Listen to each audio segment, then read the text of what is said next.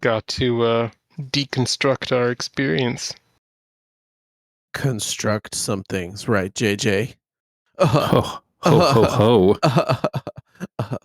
That's terrible. 460 episodes. We were gamers. We're just gonna get started.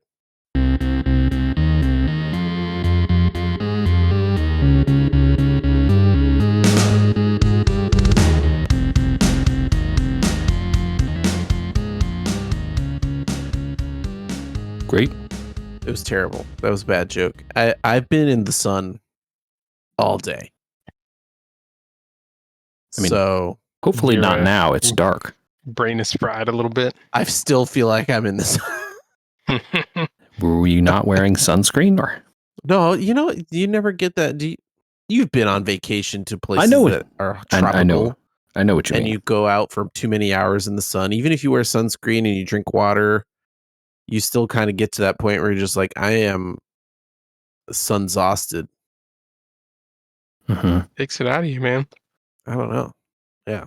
I don't know how kids do it. I know how I did it, but I don't know how kids do it anymore. It feels like summer. Comic-Con has happened. We were out in the sun all day today. Episode 460. Hello, JJ. Hello. Hello, Michael. How's it going? I'm drinking a whiskey and eating a Crunchwrap Supreme. So That sounds delightful. I'm living my best 21 and a half year old life. I was just going to say, are we back to bachelorhood? Yes. No. No, I made a healthy Crunchwrap today, actually. It was kind of fun. Oh, okay. I just hear Crunchwrap and I just assume Taco Bell. Yeah, no, I made one at home out of like healthy things, like a salad, basically. Oh, cool. It was Nice. it was a fun experiment. The whiskey's not so healthy, but that's okay. Everything in moderation. Yeah. You trade some bad stuff for some good stuff every now and then, right? It's fine. Moderation. Moderation. Moderators. Comic-Con had moderators. There we go. I did not get chocolate this year. I realized it You know after what? we got home. We didn't either. The couple of times we passed by the stand, it was completely picked over. It was closed the 2 times I went. Let me tell you, I saw people lining up for the chocolate before the doors opened. Ooh, wow. That's insane. It's just chocolate, guys. They were doing it. And I definitely agree with you both. Like, I didn't walk by that area, near the Ballroom 20 area too many times. I didn't either. But the couple times that I did, the booth was completely empty. There was no one there. Every single thing I wanted to do was in Ballroom 6. That's kind of weird. Makes it a little easier. One of the panels I wanted to see on Sunday was in Ballroom 5. And then Same side as 6, so not near 20. Correct. But my wife went to several panels in the other side, and I went and saw her a couple times. I mean, like the Hilton, right? No, I'm talking about like 27 and 32 or whatever. Oh, over there. Yeah. I was pretty sure she went to the other hotel the other one of those days. Yeah, she did. Yeah. Multiple things can be true at the same time. Oof. Different days. Don't ask people to walk and chew gum on this podcast, JJ. Remember, there were more days that you weren't at the con that we were. Those days don't exist. It didn't happen. Again, this is a you problem, not an us problem. That is not how things work. Well, we previewed a little bit of what we were interested in. We talked a lot about Gundam and what we were going to watch with Gundam. I think the floor needs some discussion. I think some magic needs some discussion. I think, Michael, you got to tell us about some Lion Con that you did, especially experiencing it with children. And it's time for a Comic-Con rundown. Let's do it. Where should we start? I think we should start with things we didn't talk about before. We didn't talk about bringing kids to con. We did not. I think you are a champion. Your wife's a scholar, and both of you deserve a medal. I think we'd settle for our backs just to stop aching. It was the year of Snoopy this year at Comic-Con. It was the year of Snoopy for us. We definitely tried to get both the Peanuts booth and the Peanuts pop-up.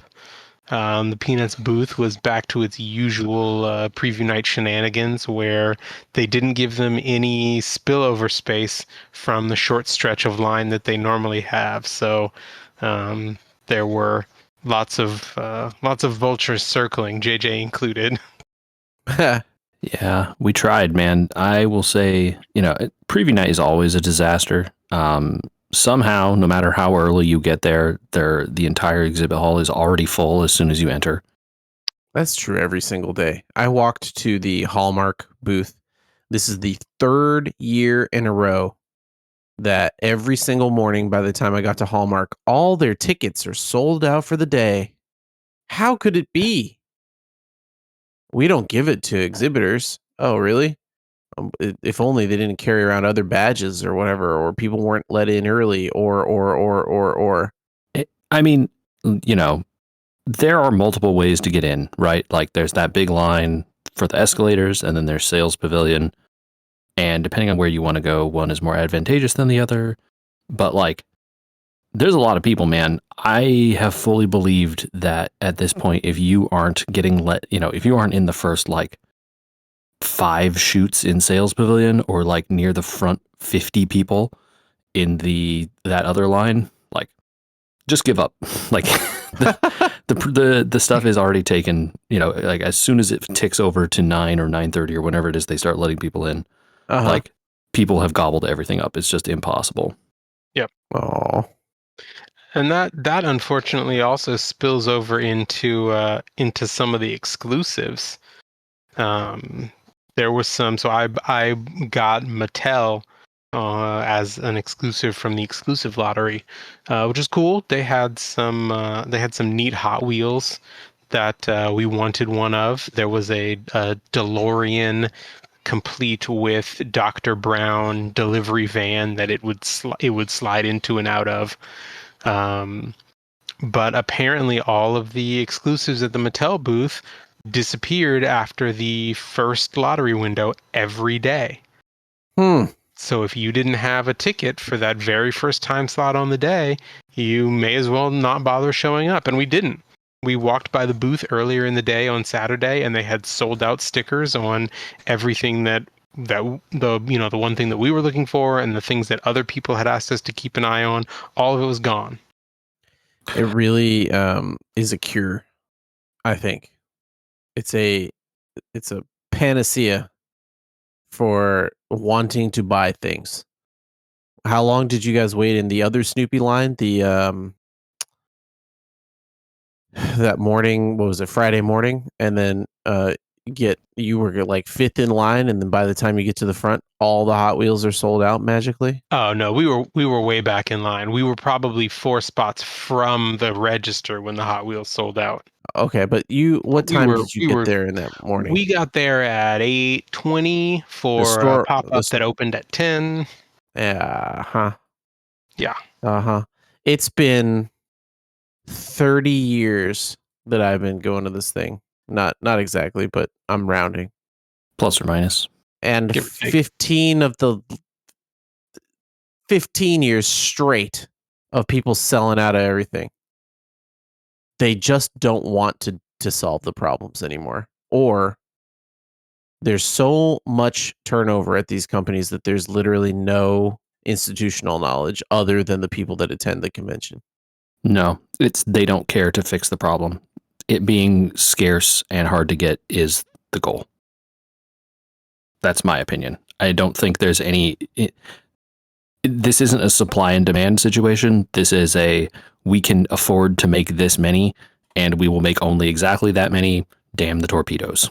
Like, who cares? Like, whatever. But why not hold them for another day? Or, you know what I mean? But then it leads to the same thing, right? Where like, oh, they hold the Hot Wheels or whatever for every day, but that means only the first 5 people in line get them and buy them all. And you're like, well, then why do they allow them to buy multiples? Only buy limit 1 or whatever, right? And then people, there's no way to win unless they just print a ton of them, and they won't do that because money. So It just, I think what bothers me is not even the scarcity, right? Like, fine, print 10 of them and have that be as many as you bring to the con, but like, don't waste my time, right? If you're Yeah, only bringing they need if to you're only be bringing so many, then you don't need time slots all day, right? Have they Don't need waste three, my two or kids' three time. time slots in the beginning of the day, and then just say that's all we have. I'm standing in they do line need with to my be kids. Don't make me wait here for 2 hours entertaining a kid. I Yeah. mean, they do need to be declaring how much of some of these things are there, right? That when they're like, oh, it's exclusive, limited, or whatever, you need to be like, limited what? Limited 200? Limited 700? Limited 7,000? Which one of these is it? Because, it's a different level of dedication I have to submit to in order to get this. Right. It's like, yeah, 7,000 will still sell out during the con, but Absolutely. If it's exclusive, there but are that many people who want any given thing. yeah, but limited 200 means you have to be the first person in line, effectively, right? Right. Or the like with preview night limited 10 where the wife was fortunate enough to snag the thing that she was after. Jeez. But To again, their that to their credit, I think is what you were going to say, JJ. They yeah, announced ahead of time that there were only going to be 10. and also to their credit, they Oh, took orders yeah. for more. Yeah, I was just- Yes. When they ran out Absolutely. like immediately, they basically said like, hey, we just couldn't get more of these made. If he a didn't bunch think of people anybody would want them. yeah, Yeah, it was kind of a trial $75 balloon. like $75 or whatever for a lighter. Like, fair enough to say, I wouldn't want a lighter for $75. I was gonna buy one, and then I heard it was $75, and I promptly Nope. handed it to the last one to somebody else. Right. And so you're like, okay, like, let's try this product, whatever. And then he's like, oh, there is demand for this. Okay. Anyone here who wants one, I'll do a print run, however many pre-orders we can take or whatever. Right. Like, that's a good way to handle the problem. Yes. Now, he has this guy, the effin' birds guy, has a specific thing where like almost all of his stuff, I think, is like print to demand. I don't know that like Peanuts can do Hot Wheels print to demand or whatever.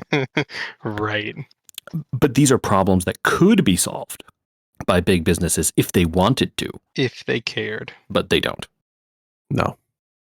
So I think point to the top line of We Were Gamers, corporations are not your friend. Corporations have not been and never will be your friend. As proven, maybe a little bit by our Gundam panel, JJ. Yeah, I think I've come around to. I think everything we said and talked about during that panel is still true. That it felt like it was a panel that got rejected from Anime Expo somehow, despite it would have easily filled in perfectly with the people at Anime Expo. Yeah. Apparently, there was also a big Gundam Wing booth at Anime Expo, and it wasn't the same as this one. Okay. Really? So I talked to a friend at What work a waste who of money. went to Anime Expo, and he showed me a picture of the booth, and it was not this one. Was it So better? I was like, okay. It was different, right? Like they had the Gundam, the big Wing Gundam may have been the same, but then the rest of the booth was completely different. All right. So I don't know.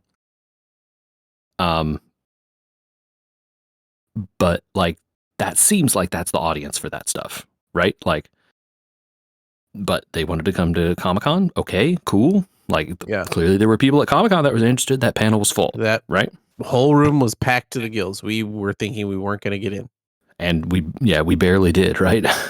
Yeah. And then to do all that and like do a bunch of announcements, but like, kind of not announce the thing that is related to the thing the panel is supposedly about. I think they did announce that they're not doing anything that we want related to the thing that the panel's about. I think that was the takeaway from that. Yeah, I think the they're putting the entire series on YouTube for free. I guess it's up now. You can go watch Gundam Wing for free on YouTube. Hooray! Yay. You get both the dub and the sub. That's something. It's not nothing, right? For It's anime, not nothing. okay. It ain't nothing. They're re-releasing the movie in 4K. That's something. True. But that was kind of it as far as Gundam Wing announcements. And, they showed that video. That video was very cool. I have to think this is the step 1 of 5 for the road to more of that show. I don't see why they would do this otherwise. Can I say I think you're being too optimistic? Yeah, you can say that. That, Michael, I didn't really have a chance to talk with you too much about it, but the first half of that panel was what we thought it was going to be. There was a bunch of people that showed up, and they had a bunch of the American actors there, and they geeked out with them for about 25 minutes. Okay. Yep. That's exactly what you expect from a Comic-Con panel. And then they were like, oh, and by the way, we have Ogata, the guy that runs Gundam. He's here. And it was like, hell yeah. Is he here to announce a bunch of stuff about Gundam Wing 30th anniversary? That would be sweet as shit. I'm going to curse a little bit. I'm sorry. I had a whiskey and I feel a little strongly. And we're talking Gundam. JJ. We're talking Gundam. We're going to talk more Gundam after this. And it was like, nah. Ogata came here with a prepared script, and he's not going to answer your questions, lady that is moderating the panel. He's going to just use the prepared script and show you videos of other Gundam properties. Announcements for the Gundam universe, which, throwing in 1 or 2 of those in the middle of a panel about the other Gundam thing is sensible. The hype was good. The hype was good, the first or second one. Yeah. And we got to the 5th or 6th one, and the clapping really died down. Yeah. And you're like, oh, okay, they're doing a new Hathaway. That's cool. People liked that. There's a pop for that. Oh, Iron-Blooded Orphans. People like that too. That's cool. And then by the 3rd or 4th one of these, you're like, okay, no one cares anymore. It just kept going. And they never went back to the Gundam Wing guys. Mm-hmm.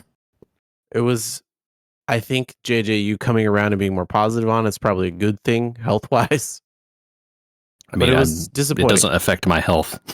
Not just mental health-wise. Like you're being a positive person, and I'm just saying I'm probably too negatively disappointed by something that wasn't actually that disappointing.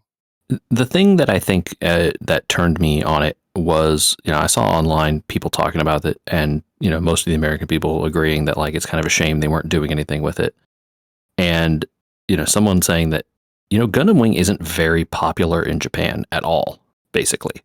Yeah. It's huge in North America. It was the thing that brought Gundam to North America, but it is not big in Japan. So I can see what happens is where they're like, look, this is the anniversary. It's the big thing. We can make a big push in America. Let's do this. And some Japanese executive has his arms crossed and is like, I don't believe you. So this is where I was going to bring Michael. This is where I was going to bring Michael in. Michael, it felt exactly like those later Octopath Traveler videos. We hear you, but we're going to do nothing about what you say. Mm-hmm. Remember those producer videos towards the end when they were like, we don't know what to do because we're a company that can't pivot. We're Square Enix. Yes, indeed I do. To me, this place had a similar vibe. I don't know. What do you think, JJ? I think the difference is they did do something. They created new animation that hadn't existed before, right? Correct. Off of manga that I've never heard of. So I think there was a manga that already existed apparently. Mm-hmm. And no one it had never been animated. It was just a manga. And so they threw in some nods to that stuff in this animation as well as the stuff that people know. For the real fans of Wu Fei's wife. Yeah, which was apparently always a thing, never mentioned.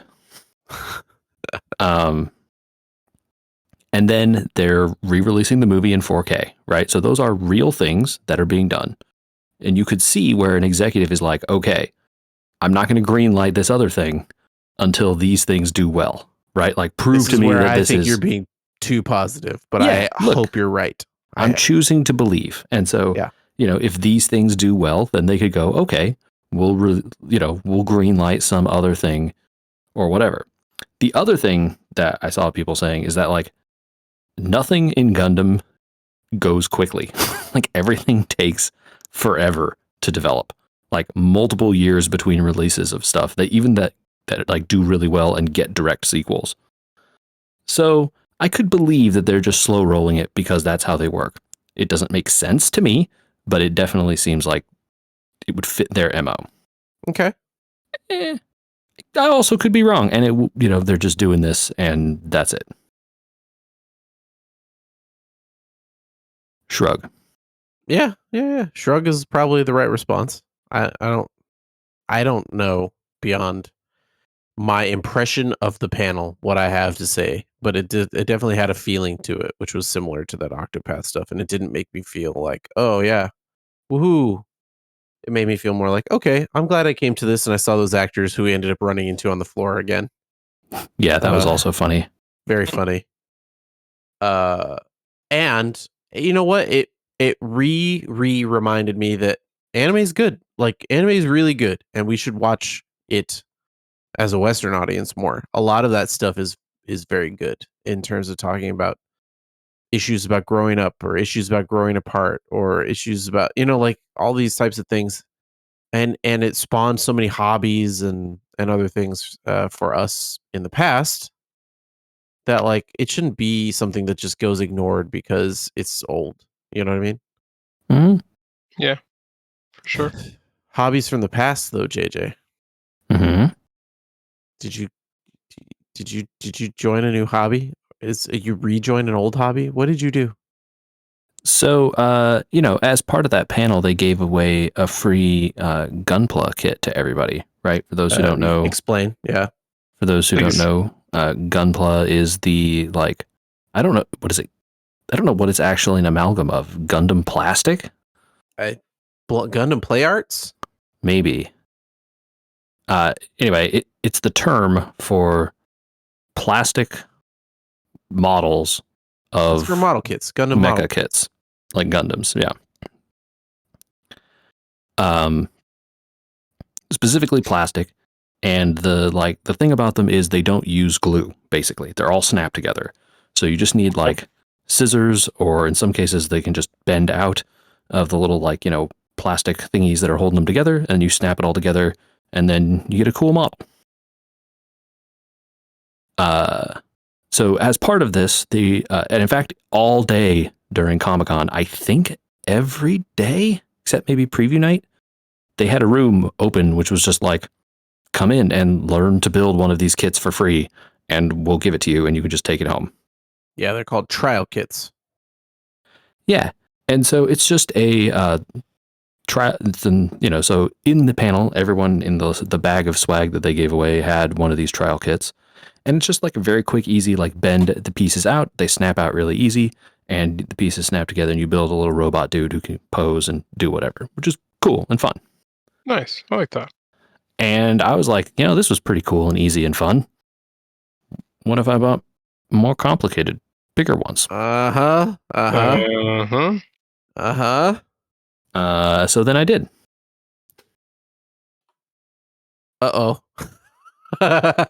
Yeah. This was the 30th anniversary of Gundam Wing, and as such, I figured I should get some of the Gundam Wing models that I liked, and see, what was available on the floor and what they had, and versus prices online and all that sort of stuff. And so I got some inexpensive tools on the internet, and once those arrived, I committed to going in and buying some of the models and checking them out. So I've started construction on the Tall Geese, which is the only one that I've opened so far.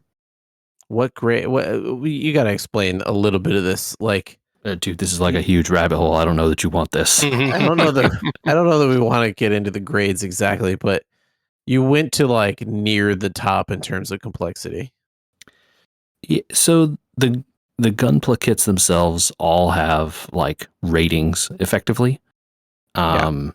And there's EG, RG, HG, MG, PG, and then I think Mega.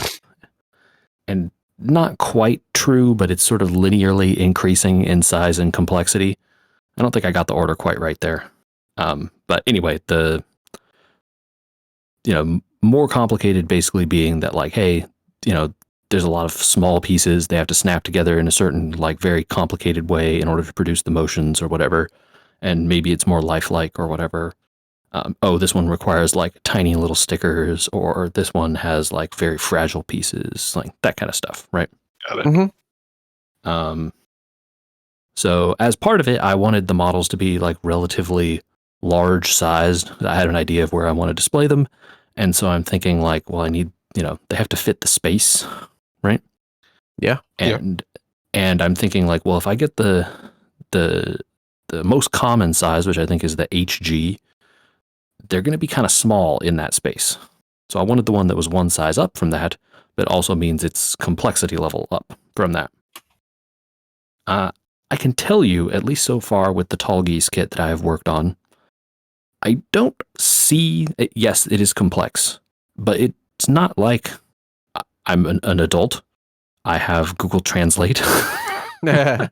Because, by the way, the entire instruction manual is in Japanese. Of course. But it's like IKEA, effectively. Like, yeah, there's like words there, but you kind of just need the pictures, right? It is helpful to have my phone and the translate thing, so I can just like hover the picture over it, and it's like, oh, okay, this way is the front, and it's saying like snap this into the back or whatever. That's what it's saying. But like, if you just look at the picture real close, you could probably figure all this out. Sure. And really, it takes a lot of time. That's what I'm discovering. Like, these kits are more complicated. Yes, there's a lot of tiny little fiddly pieces. Yes, but if you just take your time, it doesn't seem to be unconquerable. Okay. I have who knows? I might try the next one and then discover that I was a fool and completely wrong. But that's my experience so far. I have a little bit of an alternate experience, which is I brought those trial kits home. You were kind enough to gift me one, so I could have two for the two children. And I thought it would be clever of me to also build a model kit alongside them at the same time. So JJ, I tracked down my nearest Gunpla store. Oh, okay. And I thought, okay, I'm going to build the same model as them, and I want to build it close in size. But I'm an adult, and I've built models my whole life, including Gunpla before. Although I have none of it remaining, which is slightly sad to me. Although I know myself and would look at all that Gunpla now and be like, this is terribly painted. Yeah, that's part of the issue, right? Is that like looking back on what you did as a child, you're like, oh, I was bad at this. Yeah. It would still be fun to show the kids that I had done it before, but whatever. So I went to the 144 scale, and I thought, I'm an adult man who's built many models. I'm somewhat of a loser. I'm going to buy real grade Gundam RX-78. Yeah, I have heard those are more complicated than the ones that I got. We also, while we were there, bought Pokemon model kits as well. Oh, that's fun. Are they snapped together as well? Bandai makes them, and they are also snapped together, and they are awesome. If anyone listening to this is thinking my kids like need something to do that's not Lego and costs $10, these little model kits are great for like a 6 to 8 year old. I want to point out that the Gunpla kits do not have to be expensive. There are very expensive ones, and they can get to be $50, $70, $90, $100, whatever dollars. But you can buy inexpensive ones. They exist. My model kit is one of the highest grade ones they make, and it was $37. Yeah, like pretty good. The regular HG, which is like the most common line, like the ones they make the most of. Some of those are like $12, $15. Like, they're very affordable. These Pokemon model kits are very affordable as well. However, my kids apparently are too old for them, roughly. They too finished easy. them in like 10 minutes. Yeah, it was not very complicated, including having me teach them how to use nippers to slow them down. Yeah, the like cutter tool. The little cutter tool, instead of like just snapping the things out of the sprues. Like, I was like, no, like slow down and use this tool and do it slowly. Even that didn't slow them down that much. Mm. And then we spent about an hour also building the trial Gundam kits. Mhm. Meanwhile, I got to step 15 on the real grade Gundam and have built the chest interior skeleton. Yeah. So it's definitely several steps above. Michael, this thing has an entire interior skeleton that you snap all the armor onto. I like it. And it's the same size as this little trial kit they've got where all the pieces are just like there. Yeah, so that's one of the more the newer style of kits, I think, from what I've read. And yeah, it's Andy. I have spent about 2 evenings assembling stuff. I have put together the chest of the tall geese. Nothing else. just the chest. Well, I got to the point in building it that I was like, I have to do some research here because if I ever want to paint this, I don't know. Like, do I need to stop here and start painting? So what I have seen on the internet is that no, people assemble the entire thing, completely, disassemble it, paint, reassemble. Oh, why did they do that? I think it's checking fitment on all the parts because you want to, like, some stuff snaps together, yes, and pieces that snap together in such a way that you will never see the interior or whatever, so then you don't need to paint. Oh, okay. Fair enough. Right? So, like, if the two leg pieces snap together to make a calf or whatever, and so then, like, the crazy people also are like, oh, well, I want to eliminate the panel line, like the seam here, right? Yeah. I want, like, the plastic seam that isn't a panel line, so they can use, like, hobby cement to melt the plastic there and keep that, clean. And then they just paint the one piece as it's supposed to be. So stuff like that is why they say assemble it, because then it's like, oh, well, I know his arm is like one whole piece for whatever reason. That's never the case in these models, but like his hand is one whole piece once you have it assembled. Okay, I can just spray paint the hand, or I can spray paint the head. I don't have to spray paint like each individual part of the head. So I think that's what they recommend. And really, like, the pieces do snap on and off, like, without not no force. Like, you got to use some force, but like they're ball joints. You can pop them off without like a ton of work or risk of damage if you're careful.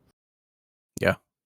So we've both re-entered the Gunpla space accidentally. I think I'm less committed than you. I know your plan is to kind of assemble the Gundam Wing crew. Yeah, I think that's my eventual plan. I'm learning that a bunch of the models, none of the ones that I bought here, but a bunch of the other ones are exclusive to Bandai's like website, basically. Like, if you ever want to get Shenlong or Heavy Arms Custom or Sandrock, they don't sell them in stores. You only get them through their website, basically. Oh, which is a bummer. Yeah. But the prices are like in line with what I paid for this other stuff. And it's just a matter of when they stock it and when they don't. So I just have to keep my eye on it. And people on the internet are like, they seem to restock them like once a year, basically. And then they ship them, whenever. So it's like they're batching up orders, it seems like.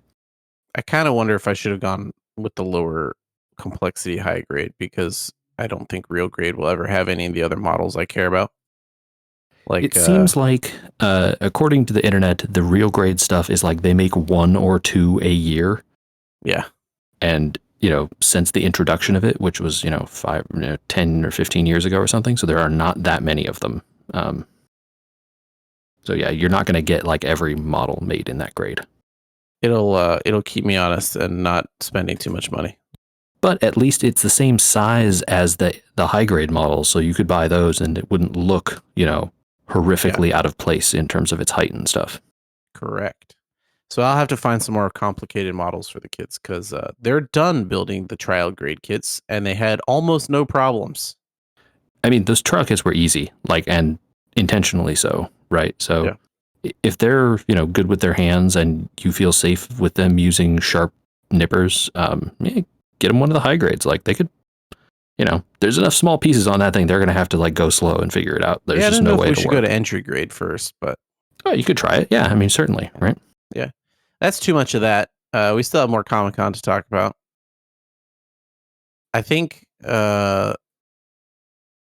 maybe Michael, you got to fill us in on the fashion show because this is the first year in 10 years, well, in 11, that I have not gone.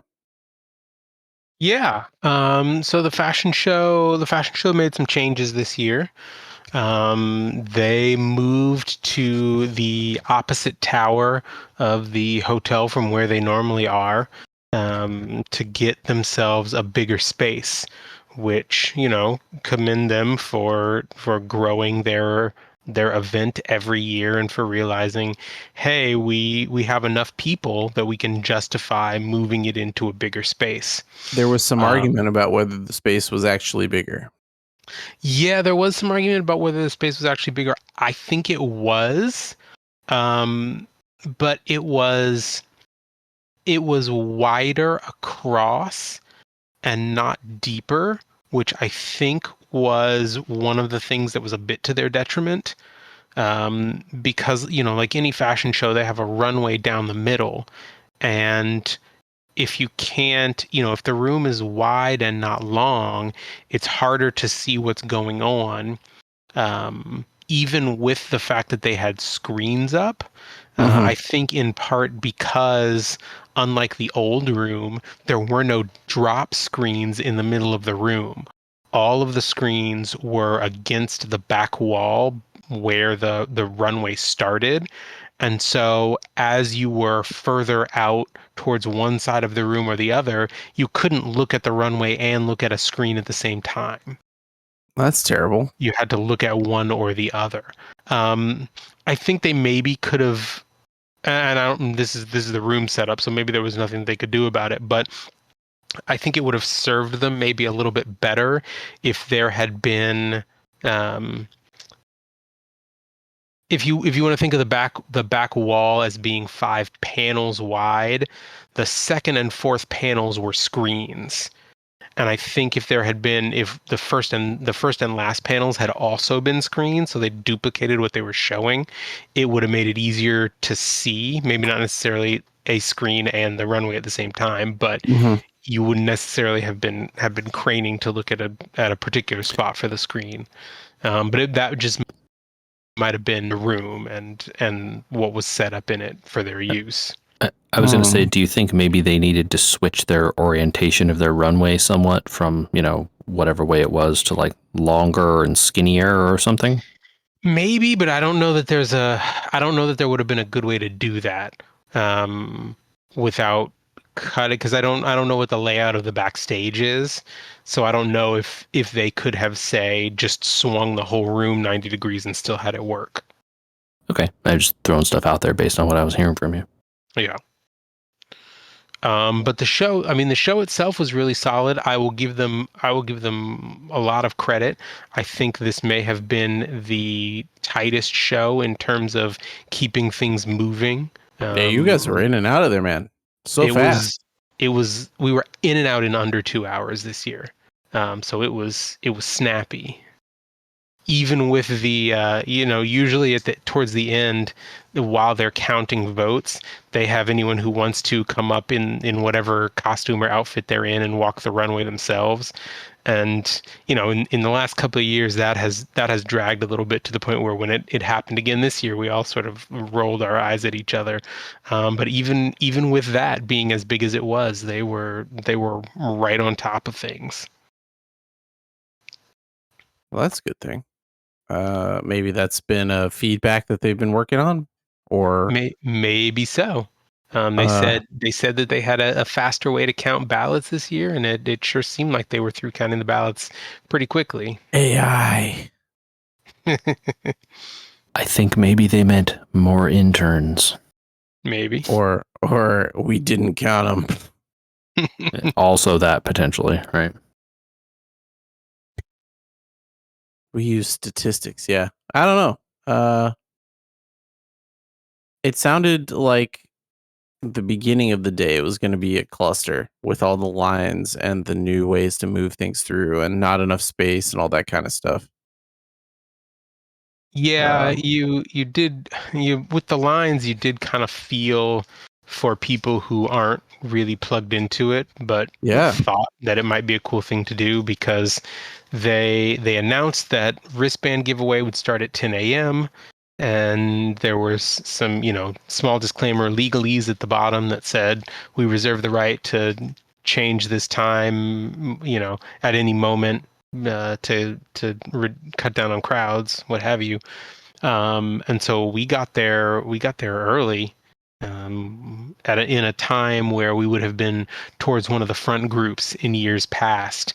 And I Right. think we wound up being in like the 14th out of 17 wristband groups. So towards the back of what they were giving away. And anyone who showed up at 10 not knowing any better would have just been totally out of luck. Yeah. Good luck getting there at the time we told you. Yeah. Oops. And then compound that with the fact that, as far as I'm aware, they didn't have screens set up outside in the lobby like they have in years past, so that even if you didn't get a ticket, you could still sit outside the room and watch the show. Yeah. Good point. Yeah. What the heck?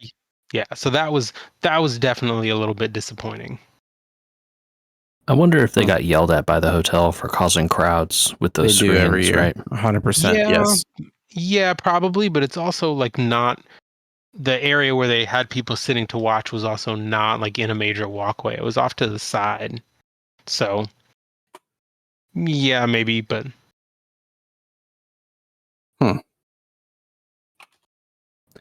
I mean, I still don't know why they couldn't just record it and play it back in one of the rooms, like the video rooms or whatever, right? Like, Well, what's the other room that they were in being used for, right? Like, oh, that's a good question. Did they backfill it with somebody else, or could they use it as like overflow and just set up the screens? also, I does believe downstairs need I to be believe that all room fulfillment? I believe that room was cut up into rooms for film showing. I'm pretty sure. Okay. There you go. But you're 100% right about the fulfillment stuff, Andy. Like, that room for fulfillment, 80% empty. Yeah. 85%. That's crazy.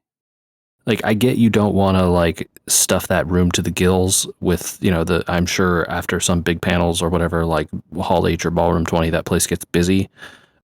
But also, like, you don't need that big a room for that. You don't need, like, you just don't need it. Mm-hmm. Agreed. The unfortunate problem of that, though, is that next to it is the blood drive, and I'm pretty sure the blood drive does need that space. So, Yes. yeah, I don't know what you do there, but I don't know how that hotel is laid out. I'm sure the hotel could help you if they felt the desire to. Yeah. Man, we're still on Comic-Con. Holy cow. Lot to say this year. Well, I think we have outdoor activations still to talk about because I know JJ and I went to some, but Michael, did you do any of the outside the con stuff other than the Snoopy place? We every day of for the con, we and JJ will attest to how good of a choice this was. We got ourselves a free Spider-Man popsicle. Hell yeah, and dude. Man, were those things good. Andy, we messed up so bad. Why? We were right there, dude. We could have just walked one street over and gotten a popsicle the other day. We messed up, dude. Free popsicles. They were Just really because? good. Dude, they were really good. I believe you, but interesting that they had free popsicles just because. I mean, they had Spider-Man's face on them. Okay. But were they related to Magic the Gathering, or were they not? No. Why were there Spider-Man popsicles there? Some company was giving them away. Comic-Con related. It was. I think it was tied in with the Fantastic Four release because they also gave, as you went through the line, they also gave away a little Fantastic Four activity pack. Oh, yeah, you're right. I completely forgot about that thing because I threw it away immediately. Yeah, as, so as if people I had to did guess, with the it movie. was, Oh, is the movie not doing well? I don't know. I don't think so. No. Okay. But I want to say that the line moved fast, and they had a lot of these things. So this is like one where they did a good job. It was an ice cream truck parked on the corner by that big like Fantastic Four outdoor play area, whatever the hell that thing was. Mm-hmm. Yeah, the Google Play thing. It was a bright yellow, very obvious what was going on there. And I think they had that truck floor to ceiling lined with Spider-Man ice cream bars. I don't think They there was must have, anything because else in they there. were giving those things away for hours every day. And like people would just be walking by and they'd be like, boom, boom, boom, boom, boom. And then like then the person comes by and drops like 20 on the counter, and they just like, they're handing them to people. It's just like, let's go, move the line, let's go. It's like very, very quick. And it was good, man. I was like, dang, this is like delicious, actually. It was hot, middle of the day, very, very clutch thing outside for sure. Yep, would do again, and did for 4 days. Well, I only had one, and I wish I had had more. So, well, since we're on the train of talking about Marvel stuff, should we talk about the outdoor activation for Magic the Gathering's Marvel set? Marvel set. What are you talking about, man?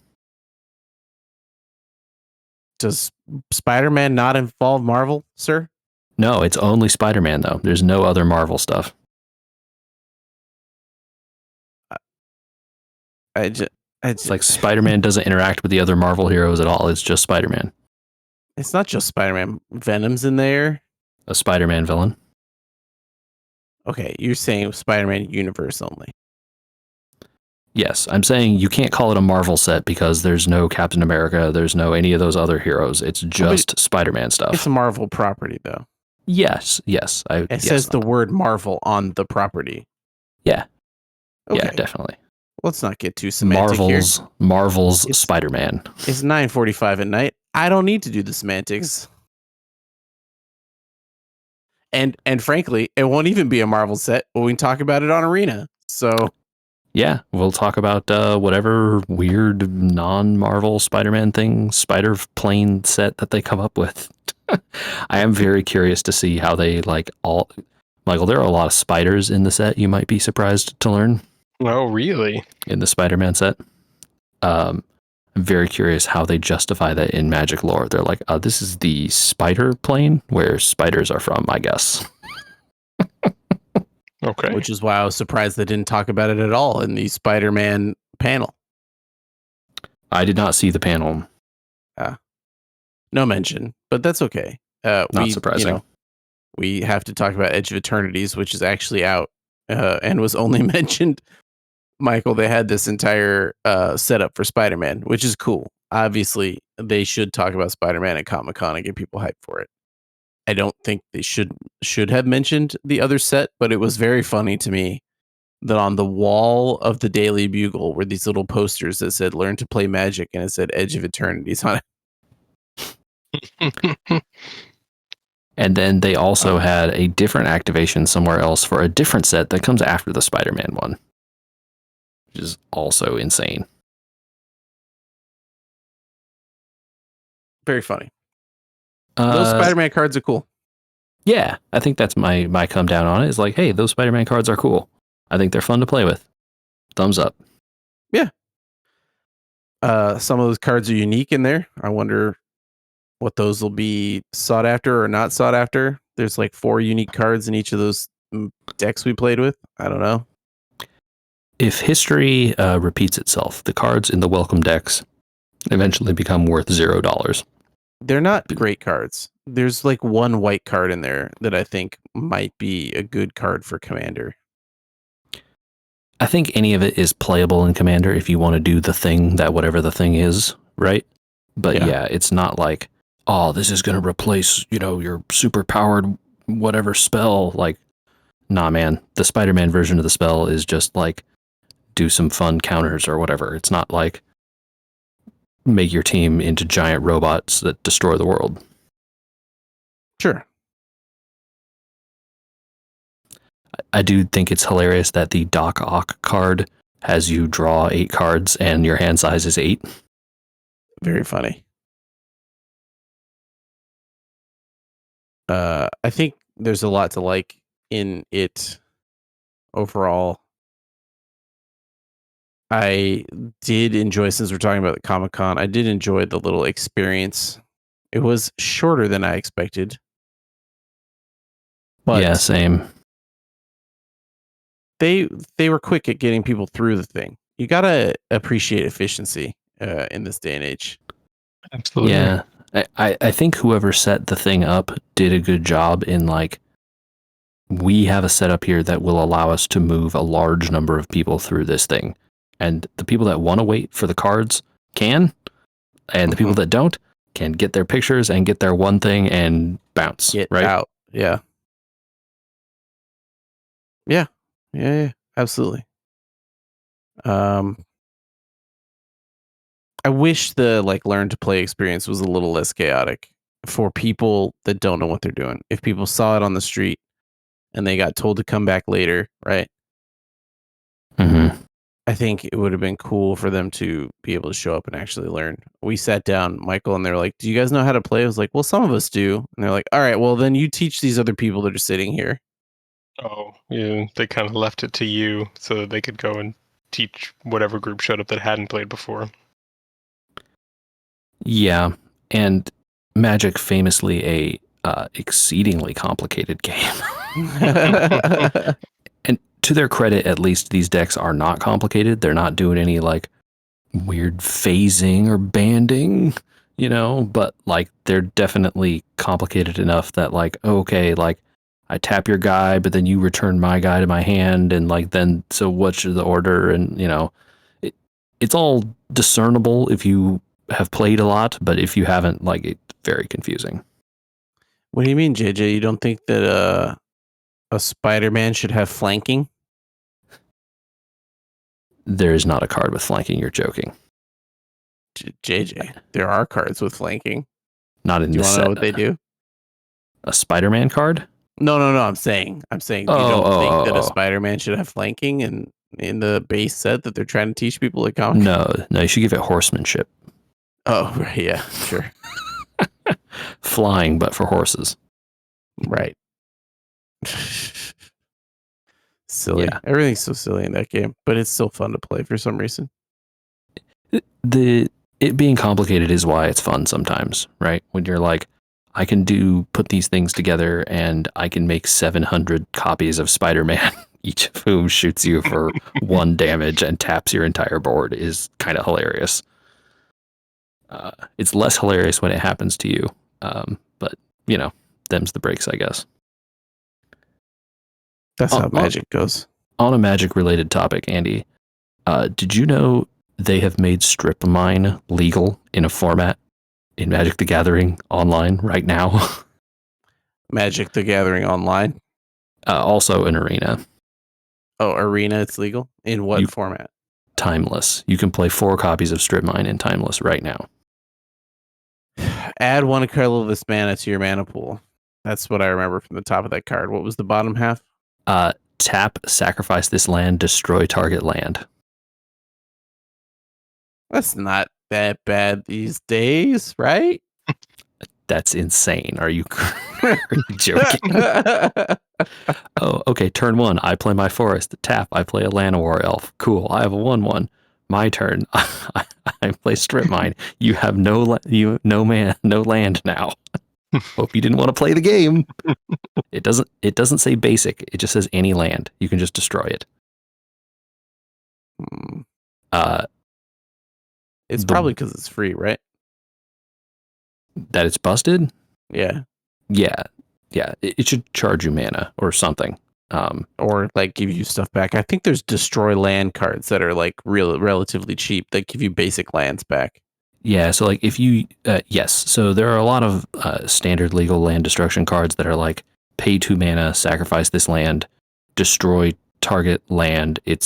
Or destroy target non-basic land usually, or maybe land, and then its controller gets a basic land from their deck and puts it onto the battlefield tapped. This is usually how that stuff works. So this just doesn't care about any of that stuff, and it's just like, no, goodbye to your land. Yeah. And there's a lot of ways to loop lands from your graveyard. And you could just completely lock a person out of playing the game very easily in Timeless now. So I'm going to try that eventually. I was going to say, so I know I'm never playing that format, and your response is like, yeah, let's do it. I want to try it. That format has been degenerate nonsense ever since they introduced Modern Horizons 3. So I'm here. Yeah, I'm here. They have full counterspell, and Necropotence is legal in that format, Andy, and it's not the best deck. I know that it'll never happen, but I would love to play Pauper online in Arena, just because I think it's a fun format. The idea of commons only is pretty unique to a lot of games where they're trying to sell you cards, They should make it legal in Arena, but they would have to then print a bunch of the old commons that don't exist, because I really need don't those think for they them would. To be fair. No, I don't think so. I think you just have a different meta. Right? Arena Pauper versus normal Arena Pauper. Pauper would just have a different meta than Paper Pauper. I think a lot of people would play it, so I think you have a plan. I'm not alone, but I'm also we're all alone. I assume they don't do it because the people are like, but how do we make money from this? These cards are easy to get. I have to and assume that's the problem. That's the answer. Yeah, I can't imagine that there's no financial gain. Sure, maybe they have the okay, in the future we'll bring back a bunch of cards and we'll sell them for Pauper only in a pack in the store or whatever. Yeah, I mean they did that. They've done that before, so maybe they do it every set with the commander cards for Brawl. Yeah. We're talking about Magic way too much. Are there other Comic-Con things we didn't hit? I went to a cool panel on Sunday for the first time, I think, in many, many years. On a Sunday in general, or just a cool panel? I've been to cool panels before, but I don't think any of them have been on Sunday in a number of years. Did you make it into George Lucas Storm's Comic-Con to promote his thing? No, but I was definitely there early enough that I apparently could have. Oh, really? I thought it was going to be too much of a mess. Saturday was apparently hard to get into the Andy Weir panel. Saturday. I heard it wasn't a walk-in, but if you were there early enough, like when we had to get there to get in line, you probably could have gotten into Hall H for the Michael, Lucas do thing. you have a sense of how that happened most of the weekend, that Hall H was just like walk-in? I don't, other than it's a lot of the biggest names that used to come and pack Hall H and cause the lines that just have not been coming. You're just more plugged in than me these days. The stuff I saw on the internet was mostly people saying certain panels were completely packed, but then others were yeah, you could just walk in from the street anytime. It was just that Tron one was very full, and the Predator one, and I forget, some of the other ones were pretty full, but then what's the Five Nights at Freddy's was very full, I think. Oh, there ended up being a Predator one. Yep. The Predator one was snuck into some other one. It was the Predator people, some movie company also was there, and they had the Predator thing also, I guess. I see. Got it. But then the two panels before the Five Nights at Freddy's thing were walk-ins, basically, it sounded like. So it seemed like it just kind of ebbed and flowed unusually for Hall H, when usually it's packed all day. Yeah. Good luck getting in and staying in. Yeah, basically. So anyway, what'd you go to? There was a panel on Sunday for the 30th anniversary, which is a recurring theme, I guess. We're the generation of the Heroes of Might and Magic franchise. Oh, there you go. Which is a computer strategy game. It is a game, but strategy, I guess, is the word I'm not sure about. Turn-based strategy game for sure. Done by an author of a book that is about a 30th anniversary of the franchise. And it had a bunch of the people who worked at the company and made those games, specifically Heroes 2 and 3, which were the most popular ones. And they told a bunch of stories about like 90s PC gaming and like how the company was created and how we, you know, developed the art and how we made these classic games that were, you know, the favorites and the history of that franchise up until now. It was really interesting. I had hoped that they would have the book that he was writing available for me to purchase. They did not, which was a bummer. That's So too bad. I guess it doesn't come out until November. So I'll pre-order his book on whatever retailer's website they told me. I feel like we didn't even talk about boss fight books, and we probably should. But What are those, Andy? Tell me. I don't know, man.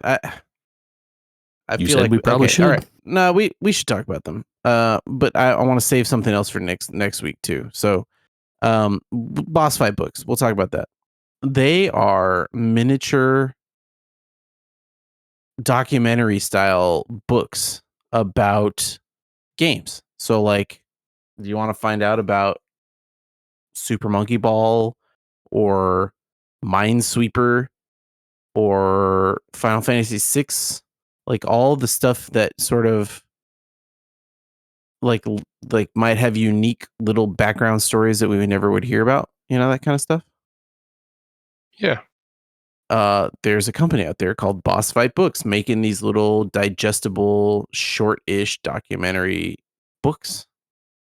It's kind of crazy, and they were at Comic-Con, and I had never heard of them before, but I think maybe JJ you had.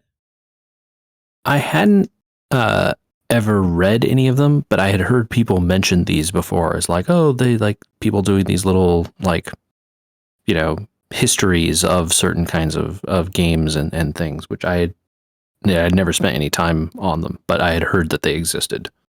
You can apparently submit to them ideas as well. If you're like really into something and you're like an expert on it, they'll take your submissions.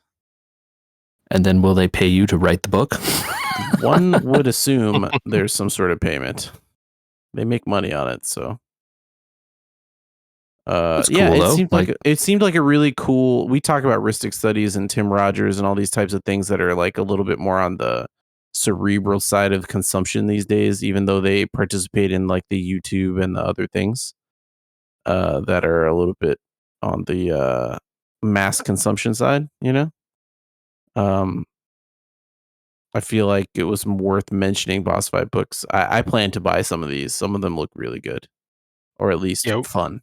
We passed by the booth on Sunday and took a glance at some of them. Yeah, it seemed cool. So I don't know. I will report back. I plan to purchase some of these and I will read them. So if you have a suggestion on which one, where would you send it? You can send that to podcast@weweregamers.com. We'd love to hear from you.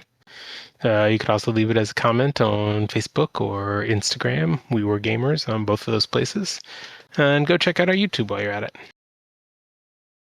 Yeah.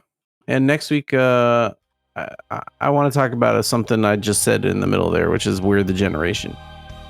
So if you can figure out what that means, you're ahead of the game.